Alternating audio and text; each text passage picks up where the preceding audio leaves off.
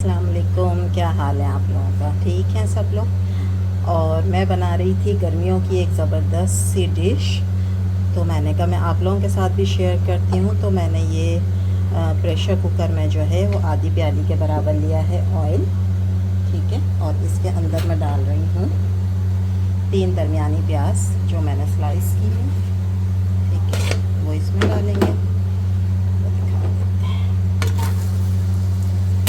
जब प्याज हो जाएगी लाइट ब्राउन तो फिर हम करेंगे अगला स्टेप। और मैं आपके लिए बना रही हूँ अरबी गोश्त। गर्मियों में अरबियाँ बहुत अच्छी आती हैं, बहुत ज़बरदस्त आती हैं। अरबी गोश्त बनाएं, मेरी रेसिपी से भी ज़रूर ट्राई करिएगा। दूसरी भी आपने रेसिपी देखी होंगी, लेकिन ये बहुत सिंपल लेकिन बहुत मज़ेदार रेसिपी है। और इसमें नींबू वगैरह डालकर जब आप खाएंगे तो आपको यकीनन बहुत मज़ा आएगा, ठीक है। तो अब प्याज को कर लेते हैं पहले लाइट ब्राउन। देखें प्याज जो है ना वो लाइट ब्राउन सी हो गई है, यानी उसका एकदम कच्चापन जो है ना प्याज का वो ख़त्म हो गया, ठीक है। अब मैं इसके अंदर क्या करूँगी, ये मैं बीफ डालूँगी इसके अंदर। और ये हड्डी वाला गोश्त है, और आप हड्डी वाला गोश्त इस्तेमाल करें तो वो ज़्यादा फ्लेवर होता है इसके अंदर ना, क्योंकि हड्डियों का भी निकल आता है, ठीक है। और ये बीफ है, बड़े का गोश्त है, ठीक है। ये मैंने डाला है। और इसके अंदर मैं डाल दूँगी लहसुन अदरक का पेस्ट 1 टेबल स्पून भर के, ठीक है। आधा केजी में 1 टेबल स्पून भर के मैं डाल रही हूँ लहसुन अदरक का पेस्ट। इसी लहसुन अदरक के पेस्ट के साथ ही मैं डाल दूँगी इसके अंदर ये 1 टीस्पून के बराबर है गरम मसाला, होल गरम मसाला पिसा हुआ, और ये घर का मसाला है, ठीक है। सालनों में ऊपर से डाला जाता है गरम मसाला, मैं इस तरीके से करूँगी क्योंकि ताकि, और मैं इसी तरह बनाती हूँ ताकि जितनी भी ये बोटियाँ हैं ना इनके अंदर बहुत अच्छा फ्लेवर आ जाता है। और लहसुन अदरक के साथ अगर आप गरम मसाले के साथ भूनेंगे गोश्त को तो ज़्यादा मज़े का होता है।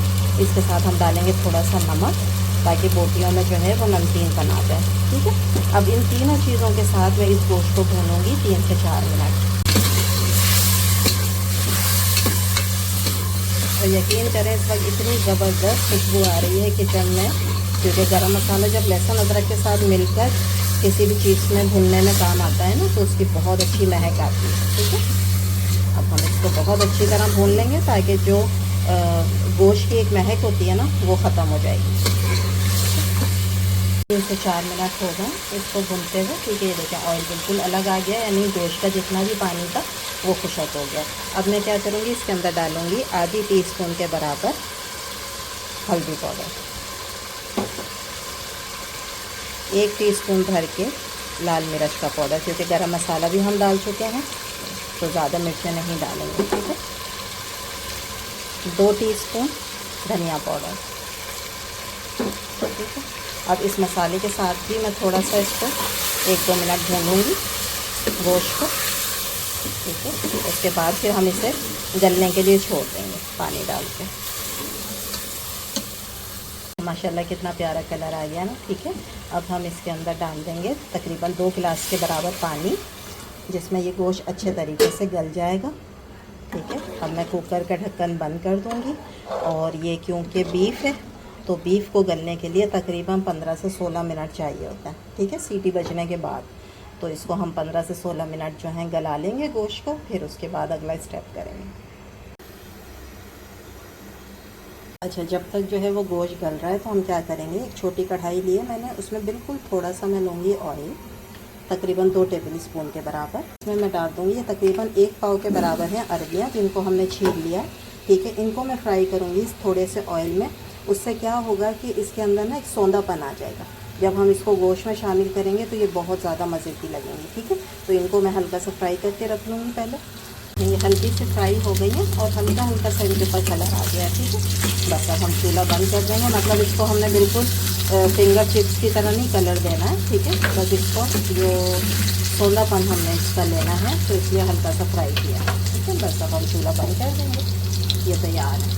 तो जी अब मैंने जो है वो कुकर खोल लिया है, तो गोश्त जो है वो अच्छी तरीके से गल चुका है, ठीक है। अब मैं इसको भून लूँगी ताकि सारा ऑयल जो है वो ऊपर आ जाए। और आपने देखा कि वो जितनी भी प्याज वगैरह थी ना वो सब इसके अंदर ख़त्म हो चुकी है। अभी हम और भूनेंगे तो ये बहुत मज़े का एक मसाला तैयार हो जाएगा। मसाला अच्छे तरीके से भून चुका है, सारा ऑयल जो है वो बिल्कुल अलग हो गया, ठीक है। अब हम क्या करेंगे, इसके अंदर जो मैंने अरबियों को फ्राई करके रखा हुआ था वो अरबियाँ मैं इसके अंदर शामिल कर, ठीक है, उसी ऑयल के साथ जो भी था थोड़ा बहुत।